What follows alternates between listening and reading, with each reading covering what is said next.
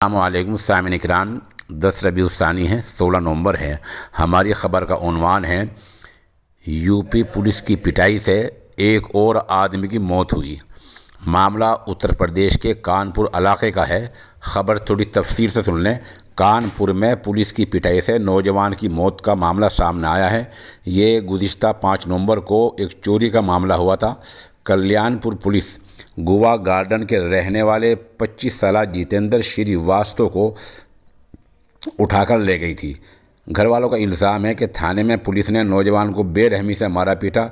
पिटाई के बाद उसको देर शाम पुलिस वाले घर पर ही छोड़ गए। घर आते ही उसकी तबीयत बिगड़ गई। इलाज के लिए उसको अस्पताल ले जाया जाने लगा तो रास्ते में उसने दम तोड़ दिया। अहले खाना ने हंगामा किया है और पुलिस पर बेरहमी का और वहशियाना सलूक का इल्ज़ाम लगाया है। अब सवाल ये है कि वहाँ के पुलिस कप्तान इस बारे में क्या कहना चाहेंगे। अभी तक सहाफ़ी ने रब्ता किया था तकरीबन आधा घंटा पहले, उन्हें कोई जवाब नहीं दिया है। लग ऐसा रहा है कि शायद पुलिस वाले इस पिटाई के ज़िम्मेदार भी नौजवान को ही करार गर्दान देंगे। ऐसा कानपुर पुलिस का बेरहमाना सलूक सामने आया है।